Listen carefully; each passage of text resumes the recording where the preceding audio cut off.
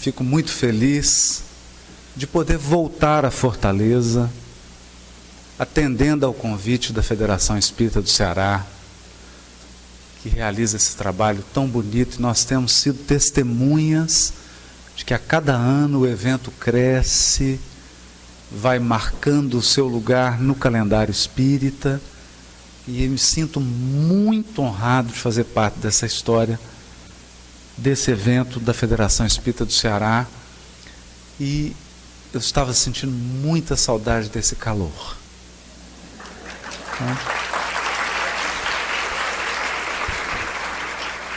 E é uma grande responsabilidade falar depois do meu amigo Simão Pedro, né?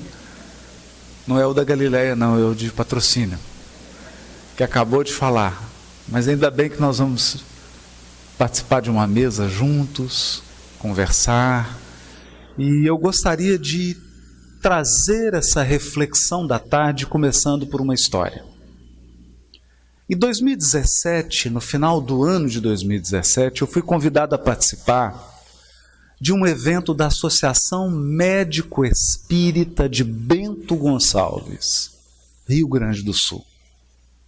Exatamente na região vinícola do país, hoje premiada, onde aqueles emigrantes da Itália se fixaram no sul do país, fugindo da guerra, e trouxeram a sua cultura, o seu esforço, a sua garra, a sua persistência e resiliência, e lá cultivaram e criaram um patrimônio hoje nacional que exporta o seu produto para o mundo inteiro.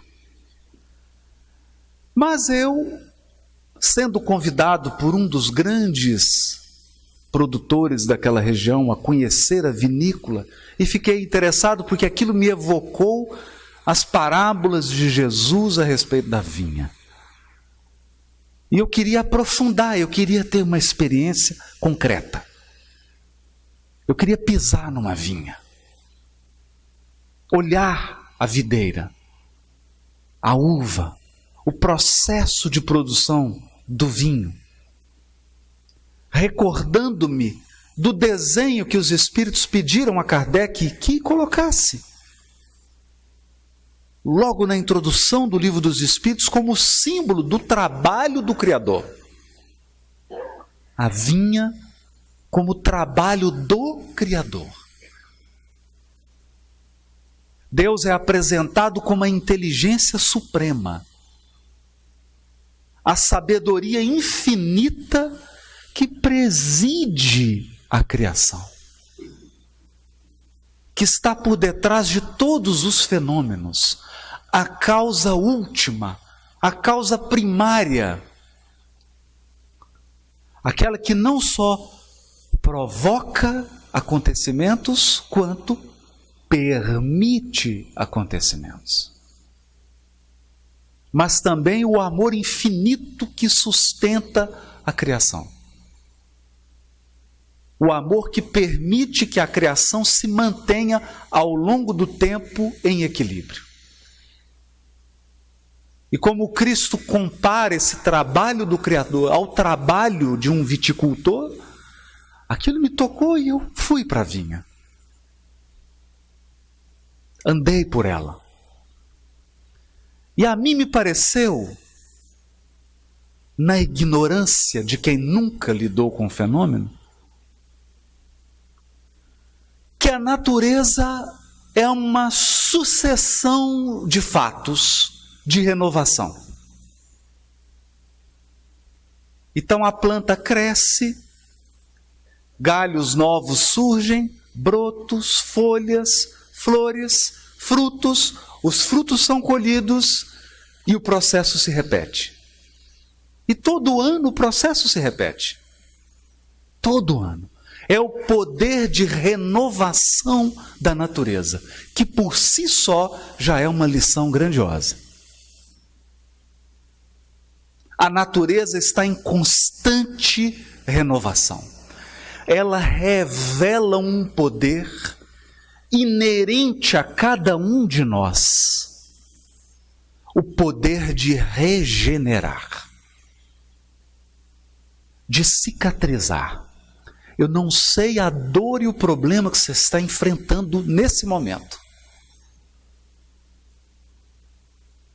Mas como você é parte da criação divina, eu tenho absoluta convicção de que você está dotado dessa força incomensurável de regeneração e renovação.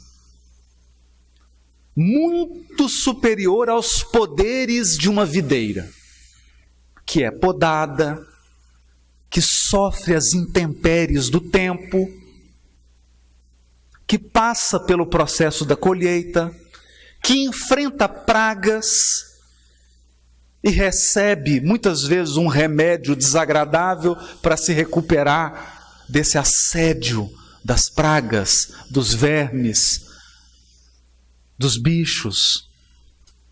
Essa vinha que é invadida pelas ervas daninhas que procuram sufocar-lhe, roubar dela o nutriente, ou tampá-la do sol e da chuva. Então, sabendo que você é parte da natureza e, portanto, compartilha com a videira desse poder que não pode ser medido pela inteligência humana. O poder da renovação. Mas no primeiro olhar eu imaginei que aquilo era uma sucessão e que ela se renovava e que ela se renovava e aquele processo se repetia. Veio em minha mente o ditado chinês: nunca as mesmas flores, mas sempre a primavera.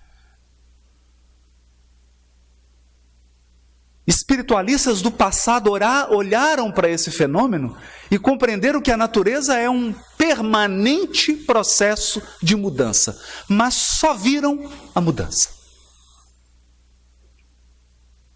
Só viram o fenômeno cíclico que se repetia. E deram diversos nomes a isso: mutação, impermanência, transição sem fim. Não foram capazes de captar o elemento por detrás do processo de transformação. O elemento definidor que está por trás de toda essa mudança que nós observamos na natureza. E é fato.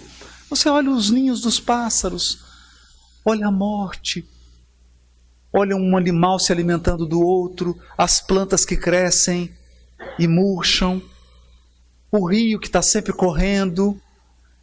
E a um primeiro olhar, isso nos parece uma mudança sem fim, que sai de lugar nenhum e vai para lugar nenhum. E eu olhei para aquela vinha com esse pensamento ingênuo. Posso dizer ingênuo porque eu estou falando de mim. Ingênuo. E então aquele enólogo jovem, formado nas maiores escolas da Argentina, espírita, me disse algo provocativo. Eu andava pelas vinhas, olhava e comecei a me entusiasmar com aquilo, e lembrando e vivendo a experiência prática, objetiva da vinha. Vendo os trabalhadores acordarem 5 horas da manhã e cuidarem daquele plantio. Ele me disse assim: você sabia que a vinha reencarna? Eu falei: você está de brincadeira. Não é possível que você tomou vinho tão cedo assim. Senhora, nós acabamos de tomar café? Vinha reencarna? Que história é essa? A vinha reencarna. Falei, como assim? Vou te dar um exemplo. Você está olhando para essa videira, não está? Que está dando uva. Mas você não olhou para a raiz. O processo de cultivo da videira é assim. Ela cresce, os galhos, os cachos, a gente colhe e corta. Porque se a videira não for podada, ela perde vitalidade. Eu falei, eu estou lembrando de uma questão do Livro dos Espíritos. Virou estudo de doutrina espírita na vinha. Tudo a ver. Mas sem vinho, fiquem tranquilos. Era cedo, era de manhã. Quando Kardec pergunta sobre a encarnação e os espíritos dizem, é necessário passar pelas vicissitudes da vida corporal. Vicissitudes da vida corporal. Por exemplo, nascer, envelhecer, adoecer, morrer. São podas. São podas. É a videira sendo cortada para ganhar vitalidade. Não vitalidade exterior, vitalidade interior, riqueza da alma, riqueza do espírito.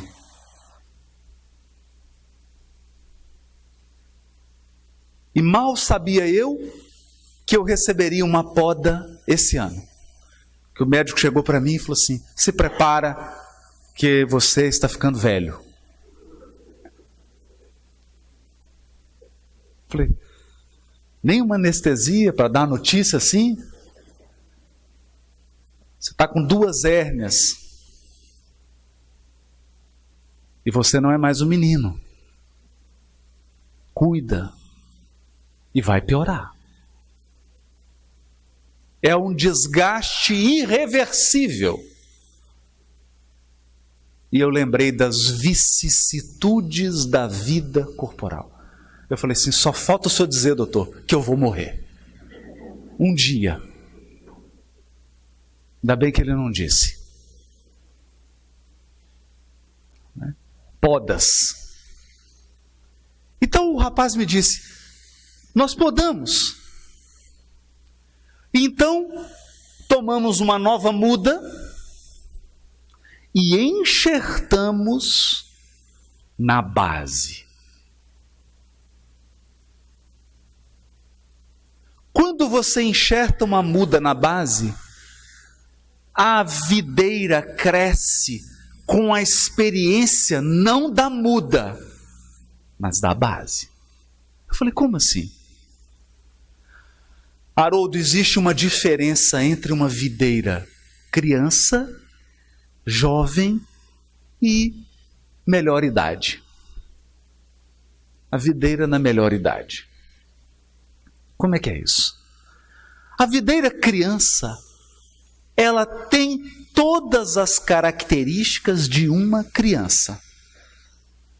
O tronco cresce desordenadamente e não obedece os pedacinhos de pau que você coloca para poder guiar o crescimento. Ela é rebelde. Dá muita folha, cresce para tudo quanto é lado, você tem que podar várias vezes, dá muita flor, fala muito, faz muita palestra, mas dá pouca uva. Dá pouca uva. Aí ela fica jovem, fica mais disciplinada. Você já coloca um pouquinho mais. Coloca assim um guia para ela crescer, ela vai, desobedece um pouco, dá mais galho, faz muito barulho, fala que sabe tudo, que não precisa dos pais. Não, você sabe como é que é. Mas não produz muito. E a vinha mais experiente, ela é centrada. Ela cresce, não dá muitos galhos, não dá muita folha, poucas flores, mas muito fruto, e saboroso, e uva de boa qualidade. Então, Haroldo, quando a gente enxerta uma muda numa base que é mais experiente, que é mais velha, a videira, a plantação, a vinícola, é mais fácil de você cuidar dela, porque ela é mais obediente, ela é mais resignada.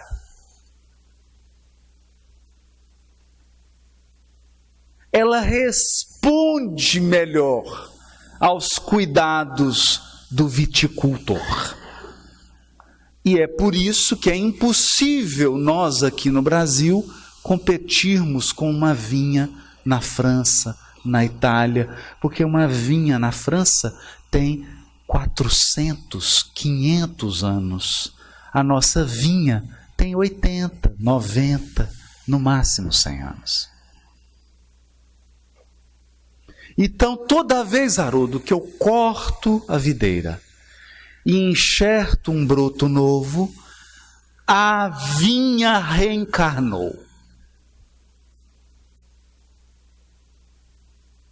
E esse é o processo humano.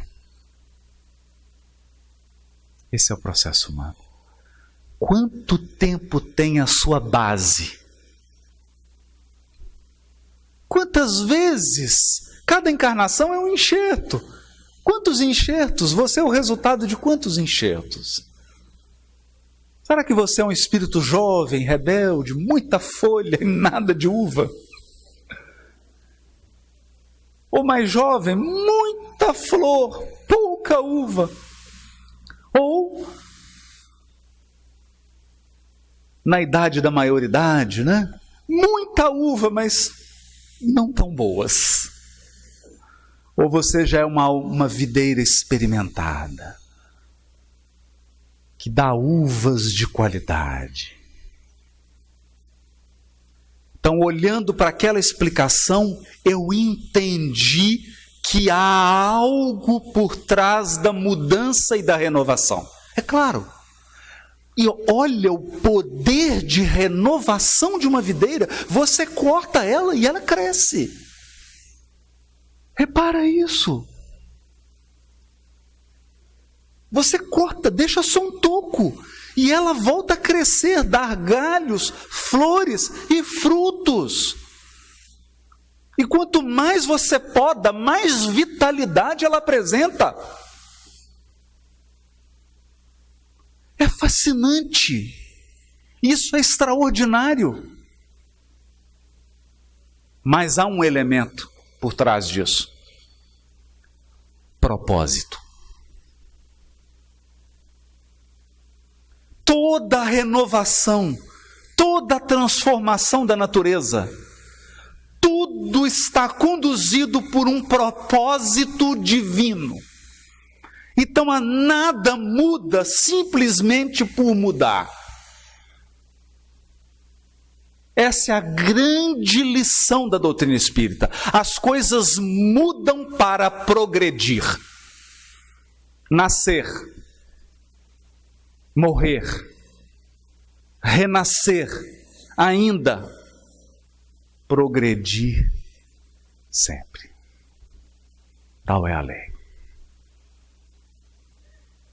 Progredir sempre. Sempre. Então não é uma mudança caótica sem direção, não é uma mudança pelo simples fato de mudar. Não imagine que o universo está mudando a cada segundo, simplesmente porque Deus gosta de mudar a tela de descanso do computador dele.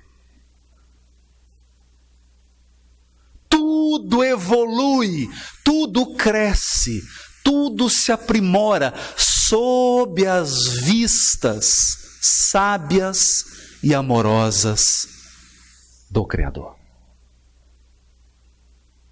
O Criador é o olhar de cuidado, é o olhar que corrige, é o olhar que educa, é o olhar que direciona a criação infinita. Infinita. Por isso, o símbolo da introdução de O Livro dos Espíritos coloca um desenho no Prolegômenos, na introdução do Livro dos Espíritos. O desenho é uma cepa, um galho da videira. E os Espíritos respondem: eis aí o trabalho do Criador. O vinho é o Espírito. Que, aliás, não é uma metáfora. Quando Kardec indaga aos espíritos superiores, o espírito tem forma? Tem uma forma definida? Ou ele é uma fumaça? Os espíritos dizem: para vós não, para nós sim. Para vós não parece, para nós tem. A forma de uma chama, de um fogo. Intrigante. E Kardec pergunta: tem cor? Tem. A cor do rubi, que é a cor do vinho. A cor do rubi, que pode variar do opaco, do mais escuro, ao mais radiante.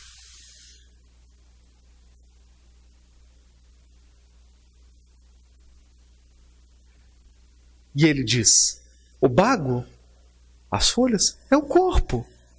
Então o ser vai tomando corpos, vai experimentando mudança, mudança, mudança, mudança, mudança, mudança, mudança, mudança, para progredir, para aprimorar a sua essência espiritual. Há um propósito. Em toda essa impermanência, essa é a contribuição da doutrina espírita para o pensamento espiritualista do orbe. Não existe uma impermanência e uma mudança sem sentido, sem propósito, sem direção. Tudo muda, tudo experimenta para se aperfeiçoar. Ainda quando o espírito humano, usando do seu livre-arbítrio, faz as piores escolhas, ainda aí há experiências dolorosas que vão educá-lo.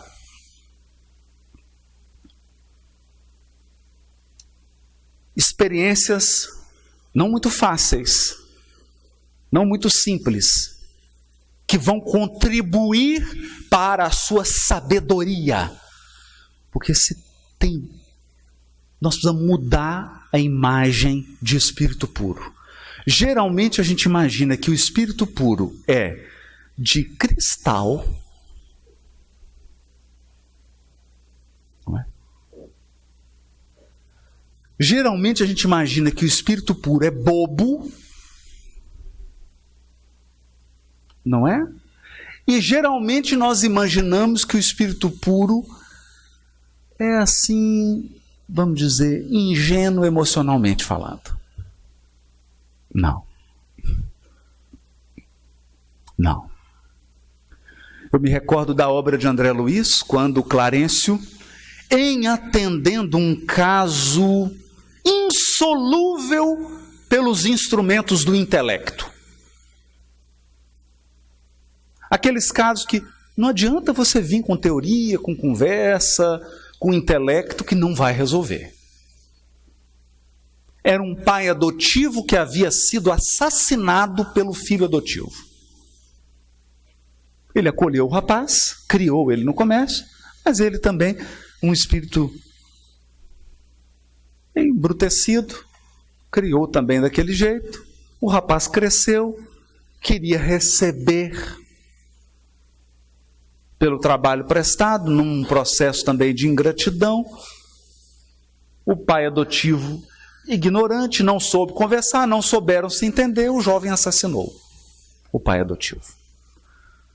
E esse pai adotivo se transformou no mais empedernido obsessor e perseguidor desse jovem. Ficava ao seu lado como um chacal em busca da vingança. Clarencio, acompanhado de André Luiz, e Hilário haviam acompanhado todo o processo. Quando chega no momento culminante, Clarencio diz: agora nós precisamos de um espírito que ama. Porque a questão aqui agora é de sentimento, não é mais de intelecto. Então, chega ao local Cipriana. Cipriana era um espírito tão evoluído que usou os dois, o obsessor e o jovem, o obsessor desencarnado e o jovem desdobrado. Quando eles olham para Cipriana, eles acham que ela é Nossa Senhora, Maria de Nazaré. Para vocês terem uma ideia. E é curioso isso, né? Porque para a gente, espírito que tem luz com barba é Bezerra de Menezes, né? Mulher com luz, Nossa Senhora. Não, é engraçado isso, né? A gente não distingue, né? Não distingue. Eles olharam, falaram: Mãe Santíssima, e ajoelha. Ela fala: não, meu filho, eu sou mãe, mas não é a Santíssima. Sou tua irmã. E começa, pega no colo o encarnado, o rapaz que assassinou, conversa com ele, e o obsessor lá, bravo. E aí ela começa a conversar, mas o que eu quero fazer um recorte aqui é o que ela fala para o obsessor. Olha que lindo. Ela diz assim: você foi assassinado, filho? Então vem cá que eu vou te contar a minha história. Eu vivia na Terra, casada, 2 filhas, 2 filhos. Meus 2 filhos foram assassinados na Guerra do Paraguai. Minhas 2 filhas, eu vou traduzir aqui porque ela é toda cuidadosa para dizer, as 2 filhas foram para a prostituição. Eu adquiri lepra. Meu marido, olhando para mim desfigurado e com lepra, foi embora. Então eu, que era casada, tinha um marido, um bom casamento, 2 filhas, 2 filhos, me vi sem os filhos, sem as filhas, sem o marido, com lepra e abandonada.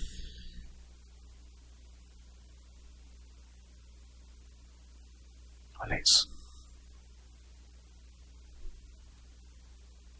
E ali ela estava dizendo para ele assim, qual que é a mensagem aqui? Eu vou traduzir, porque a linguagem da Cipriana é tão sutil que ele não entende, né?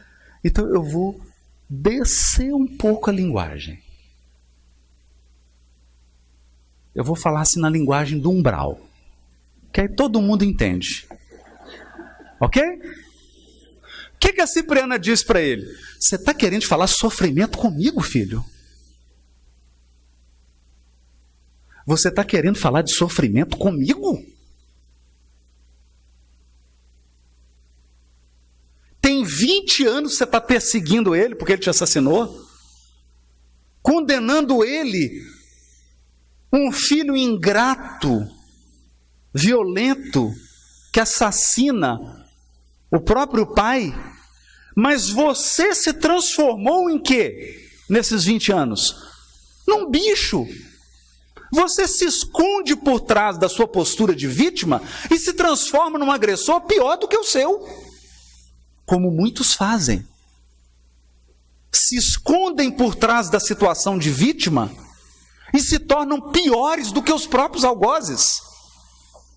Aí o obsessor estava até tremendo, né? Ela chamou a atenção. Puxou a orelha. E disse para ele: sofrimento? Deixa eu te contar a minha história. Eu sei o que é sofrimento. Eu sei o que é passar por todas as vicissitudes da vida corporal. As mais desafiadoras virtudes. Mas, precisava ela dizer, ela irradiava o que eu estou tentando falar aqui. Mas se eu amasse como a Cipriana, minha palestra ia durar 30 segundos.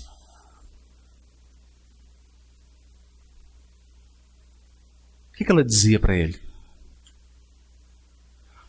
Olha para o poder renovador de Deus que existe em mim, filho.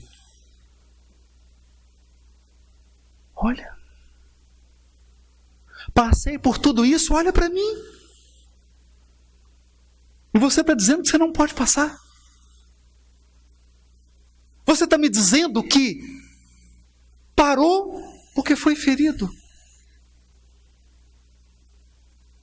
Que não há mais caminho depois que nós somos feridos. É isso que você está tentando dizer? Quer dizer que eu caminho enquanto as pessoas que me amam não me abandonam. Porque se elas me abandonarem, eu não tenho mais força para prosseguir. É isso? Eu faço bem enquanto sou aplaudido, mas se eu recebo críticas, se eu sou perseguido, se eu sou caluniado, se eu sou difamado, eu não vou fazer mais o bem.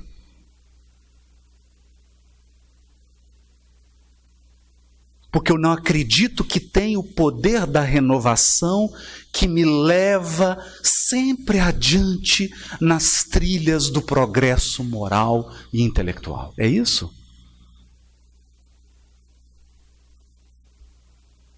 Então desarmou o obsessor, não com palavras, mas com a força da vida dela e com o amor dela. Então ela abraça o obsessor, ela toma ele, e é impressionante porque André Luiz faz questão de frisar isso. Cipriana toma esse obsessor no colo.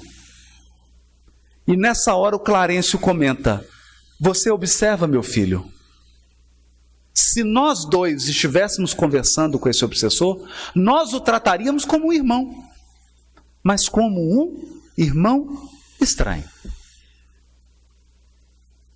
Cipriana o trata como se ele fosse um filho de sangue, como se ele tivesse sido gerado no ventre dela. Essa é a diferença, André Luiz. Essa é a diferença. O tratamento que ela dá para esse desconhecido é o mesmo que ela daria para o filho que ela gestou. Esse é o amor que converte. Não convence. Convence é um passo antes. Convencer é uma coisa, converter é outra. Esse é o amor que transforma. Esse é o amor que redime. Porque eu fico em dúvida. Será que a mãe daquele obsessor o amou tão intensamente quanto Cipriana o amou naquele momento? Talvez ele nunca tivesse experimentado um amor de mãe naquela intensidade. Um amor de mãe tão pessoal, tão profundo.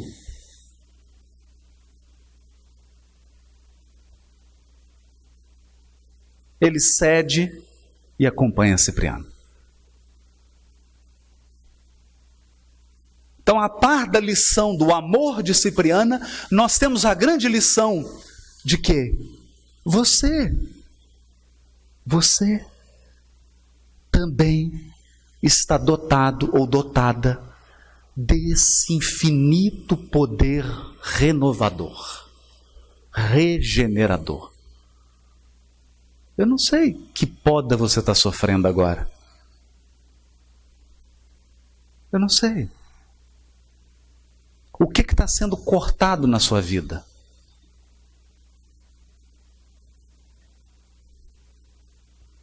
Eu só sei dessa força em você que no fundo é a própria presença de Deus no seu coração. Esse é o poder renovador.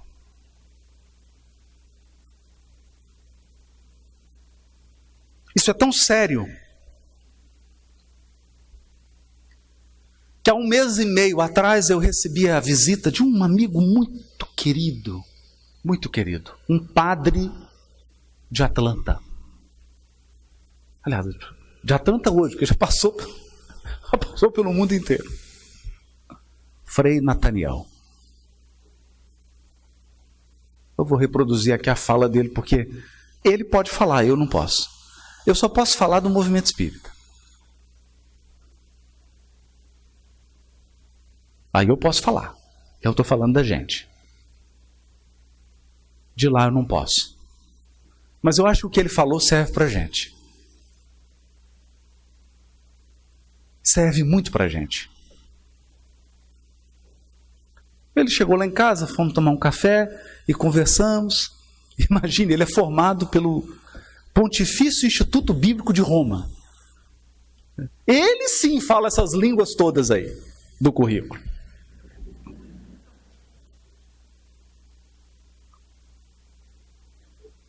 E nós fomos conversar sobre a tradução. Eu estava terminando a tradução das cartas de Paulo, e aí eu fui trocar umas ideias com ele, comecei a mostrar a tradução das cartas de Paulo, e ele foi comigo, falou, a sua tradução me encantou. Eu falei, pai, o que é isso? Fala um negócio desse, você está brincando? Ele falou, não, está muito boa, segue nisso aqui. Aí nós começamos a bater papo, e aí a conversa se estende, a gente tomando um café e um pão de queijo, mineiro, você já viu, dá café e pão de queijo, a conversa não para, né? Em um determinado momento da conversa, ele parou e disse assim, nós temos um problema no cristianismo, especialmente no catolicismo. Aí eu já direitei. Eu vou ver o que vai dizer, né? Ele disse, o cristianismo cristalizou na celebração da morte. Falei, como assim, Frei? Olha para as cerimônias, Haroldo. Olha para as cerimônias. Qual que é a imagem de Jesus que nós temos? Uma pessoa pregada numa cruz, morrendo.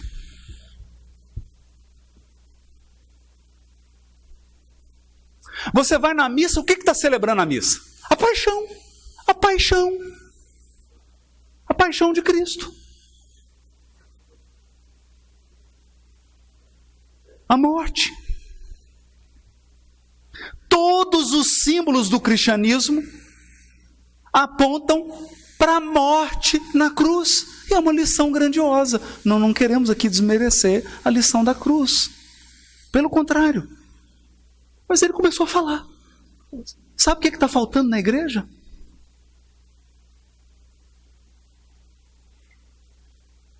Celebrar o domingo de manhã, o túmulo vazio.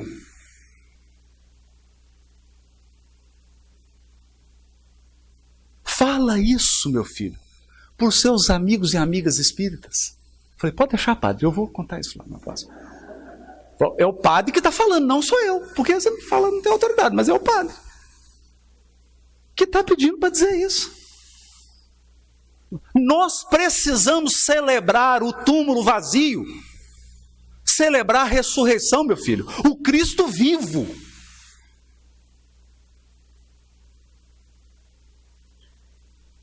Não a morte. Celebrar a renovação, o poder renovador de Deus, o poder que Deus tem de vivificar.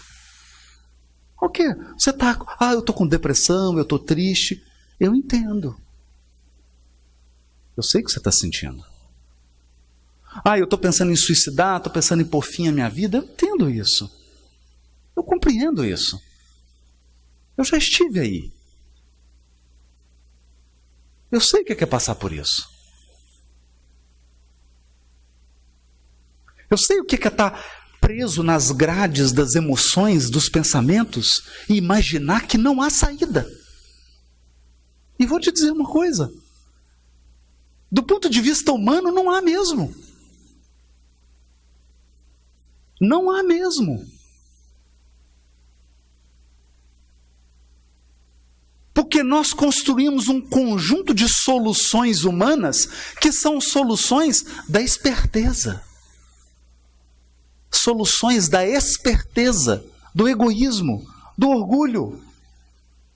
Soluções que foram nos encaminhando gradativamente para um cárcere. Transição planetária é uma prisão, mas nós caminhamos para dentro dela. Fomos nós que andamos para dentro dela. Porque a gente sempre acreditou que o nosso egoísmo ia encontrar uma saída. Nós feríamos, nós prejudicávamos, nós maltratávamos o outro, mas sempre encontrávamos uma saída. Sempre. Nós acreditamos que fundamentalmente somos melhores do que o outro, menosprezamos o outro e acreditamos que tem uma saída, porque a esperteza sempre nos deu uma saída. E agora nós estamos aqui, século 21, num beco sem saída.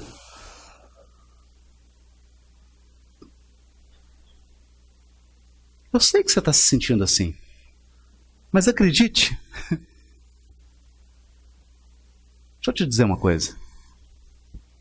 Não foi Jesus que removeu a pedra do templo.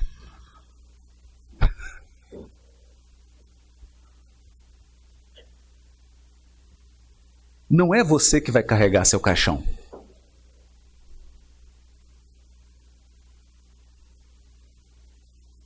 Não é você. Você acha que é você que vai carregar seu caixão?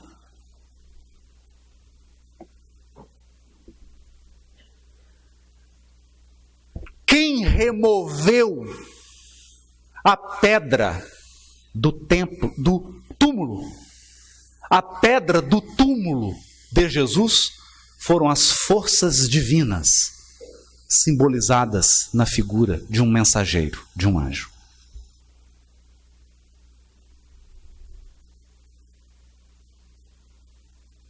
É o Criador que te tira do túmulo.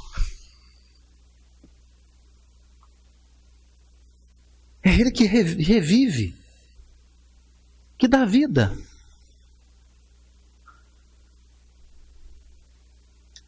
Deus imanente em nós, Deus agindo em nós, e quando Deus age dentro de nós, Ele nos dá o poder da regeneração.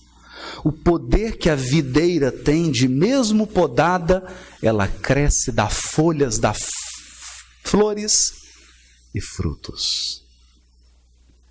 Isso é a força de Deus em nós. Mas existe também a força de Deus transcendente. A força de Deus agindo na criação infinita, através de pessoas e circunstâncias que impactam a nossa vida particular.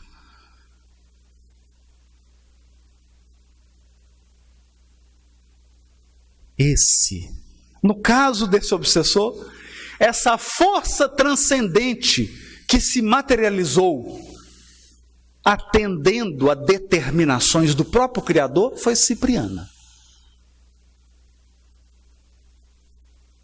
Para você, pode ser esse seminário hoje. Pode ser o fato de estar aqui hoje. Pode ser a força que vai remover essa pedra.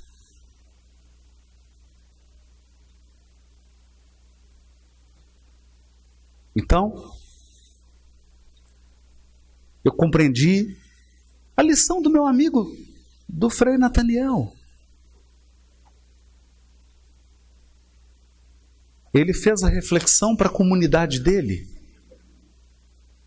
E eu me comprometi a fazer essa reflexão na minha comunidade espírita. Nós falamos tanto de desencarnação e de vida no mundo espiritual,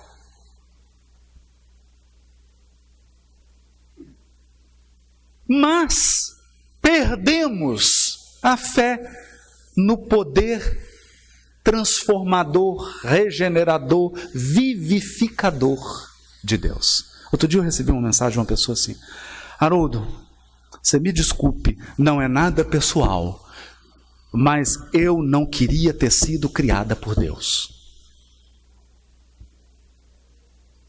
Quem te falou que eu quero viver? Eu quero, você não está entendendo. Vou desencarnar, eu vou ter que viver. Isso fere o meu livre-arbítrio.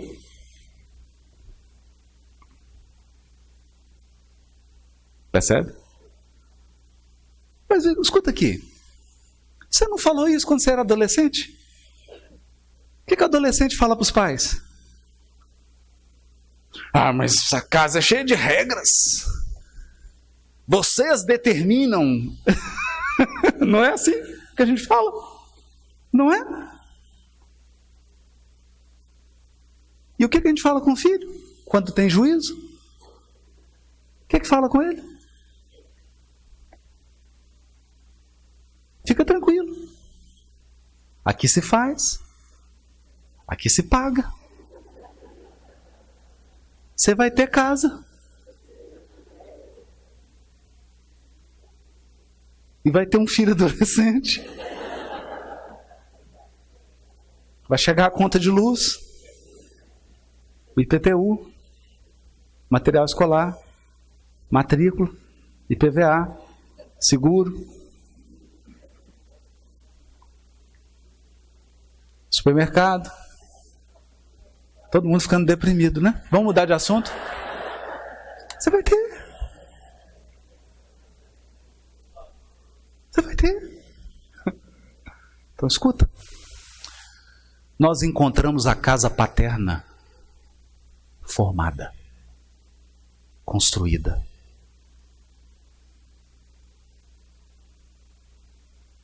Quando nós fomos criados, a casa de Deus já estava construída.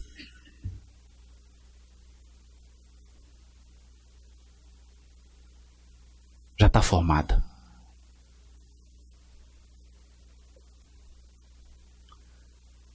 E quando nós olhamos nessa perspectiva da poda, se você olha para aquela poda, se você se fixa nos elementos que estão cortando, que estão tirando, que estão podando, você não viu o processo.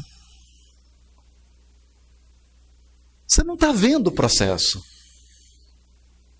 Você precisa olhar o processo como um todo. E aí eu finalizo com o testemunho de Cipriana. Porque a gente adora uma história triste que a pessoa se faz de vítima, né? Ai, eu sofri, tive lepra, fui abandonada, perdi o marido, meus 2 filhos foram mortos, minhas filhas foram para a prostituição, aí todo mundo, ai meu Deus, que esse programa, né? Que fica contando a história o domingo inteiro. Aí sabe o que a Cipriana diz? Mas quando eu cheguei aqui, e eu vi o que estava reservado para o meu espírito, as belezas da esfera espiritual onde eu vivo hoje, a luz que emana de mim, e os recursos espirituais que eu tenho, eu cheguei a uma conclusão: sofri pouco.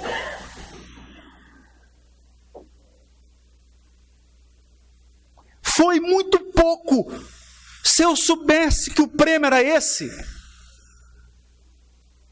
teria passado por isso mais rápido. Porque o foco no que é instrumento, é o foco no que é transitório e não o foco nas finalidades. Aristóteles chamava de entelergia, a finalidade última de todas as coisas. O fim não no sentido de o final, o fim no sentido do propósito, do rumo.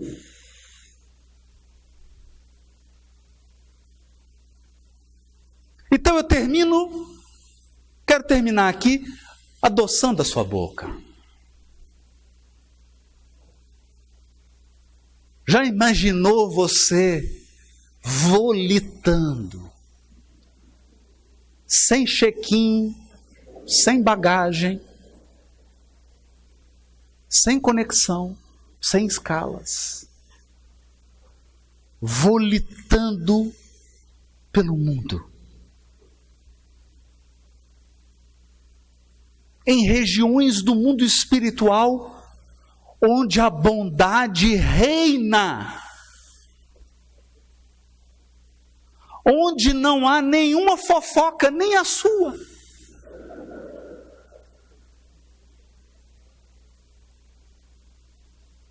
Onde todos buscam a sabedoria, onde todos procuram auxiliar, compreender e amparar uns aos outros, entender a situação de cada um, onde todos se perguntam: o que eu posso te ajudar? O que eu posso fazer?